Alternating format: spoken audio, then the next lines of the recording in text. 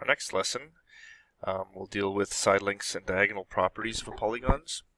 So first question here, it says a landscape designer plans the location of buildings, walkways, plants, and trees to combine art and science in creating a landscape. These designers often work with quadrilaterals.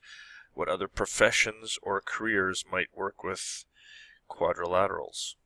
Well, I'm sure you can think of a lot. The first one that comes to my mind is, carpenters, anyone who's building. Okay, it was already mentioned, anybody who's doing landscaping. So we'll say landscapers. Okay, who else? Well, if people who are designing, so maybe engineers, maybe architects.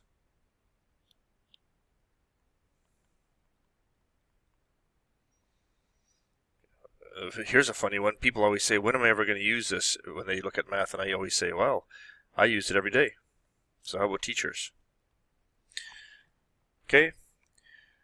I mean, in a more general sense, if you think of what a quadrilateral is, it's like a table. So anybody who's setting up tables, maybe for a convention or something, would have to deal with quadrilateral. So there's others, obviously others that could fit there. So the number of diagonals in a rectangular polygon. So there's a formula here. Okay, this formula I would put on my cheat sheet. It's a pretty simple formula to use. What it does is it tells you how many diagonals there are if you know how many sides there are. So for example, if I gave you a square and I said how many diagonals are, well, you could just draw them in. There's 2. Okay, if you use the formula, well, what's n? How many sides are there? It's 4 times 4 minus 3 divided by 2. Okay, this is the number of sides. Alright, and if I did this math, I would get 4 times 1 divided by 2, which is 2, which is how many diagonals we had. Okay, so let's try this formula on some questions. It says if there's a 9-sided shape. Now, I mean, you could draw in that shape and try to draw all the diagonals, but that's going to take you forever, and you're probably going to miss one. So instead we'll use the formula. So the number of diagonals is n times n minus 3 over 2. In this case, n is 9. So I have 9 times 9 minus 3 divided by 2. Okay, so this is 9 times 6 divided by 2, which is 27 diagonals. Okay. One interior angle of a regular polygon is 165. How many diagonals does it have? So misspelled there. Does it have? Okay, well, I guess we need to know how many sides there are first. And if you remember, we had a formula yesterday for this. All right, and you knew that the measure of the angle was 180 times n minus 2 over 2, over n. Okay, and in this case, the measure of the side is 165. Let's see if we can figure out what n is. Okay, so you're going to have to remember some algebra here. What I'm going to do is I'm going to multiply both sides by n to get rid of that denominator. I end up with 165n, and over here it cancels out, and it gives me just 180 times n minus 2, which is 180n minus 360. Okay, so now I'm going to bring that 180 over by taking it away, negative 180n. So I have negative 15n is negative 360, and n is going to be 24 there, because I'm going to divide both sides by 15. Notice this number will always be positive. Okay, so now that I've done that, I can figure out how many diagonals there are, because I know that formula is this one. So if it's 24 times 24 minus 3 divided by 2, if I multiply this, I get 252 diagonals. Now, you should be saying to yourself, boy, I'm glad you're not making me draw in 252 diagonals. Okay?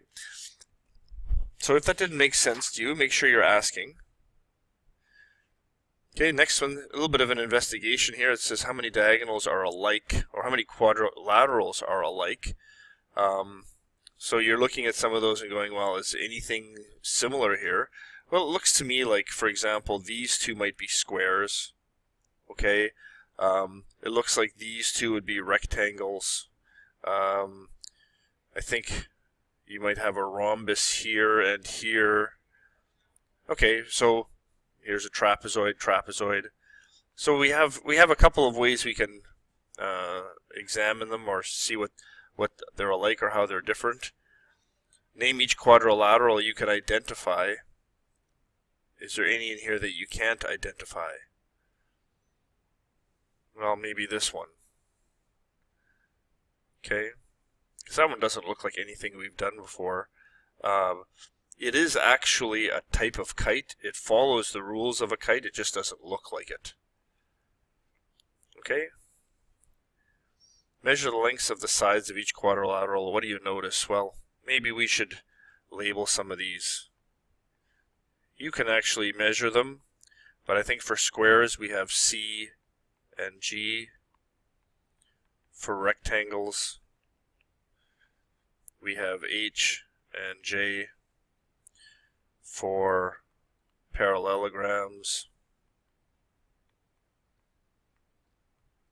interesting, parallelograms we have, what do we have? We have D and H.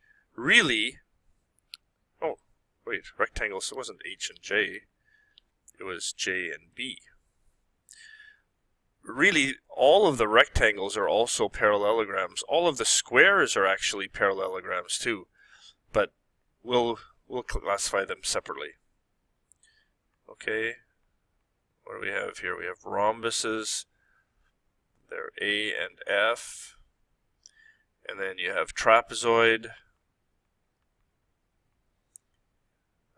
E and I. And then we have kites. We'll go K and M. Okay, then it says, draw the diagonals in each quadrilateral. What do you notice? Well, each quadrilateral, I think, has two diagonals. And I think that you'll notice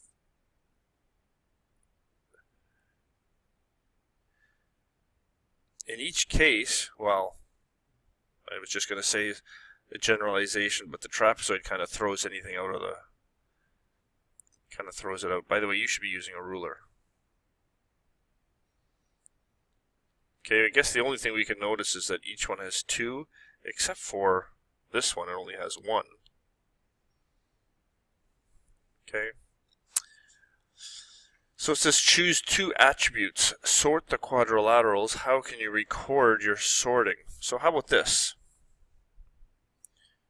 90-degree angles. That's one attribute. How about opposite sides parallel? There's another attribute. What's another attribute we could have here? How about diagonals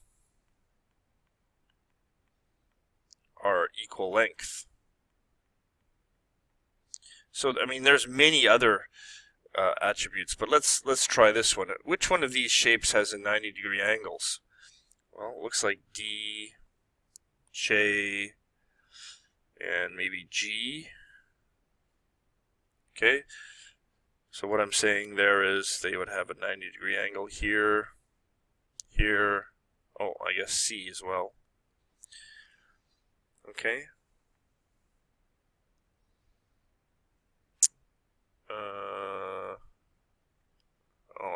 It's B, not D. Opposite sides are parallel. Okay. Opposite sides are parallel. Well, we got A, we got B, we got C, we got D, E. These two sides are parallel, but these are not. This one and this one are not parallel. So I'm not going to count E. I think F has opposite sides parallel. G does. H does, I doesn't, J does. Okay, diagonals are equal length. Well, you'll probably have to get a ruler out here, but generally speaking, a rectangle will have diagonals that are equal length, so B and J. A square would have diagonals that are equal length, so C and G, but nothing else will. Okay? So, I mean, there's more ways you can classify them, but we'll start with that. Alright, there's your homework. See if you can do this.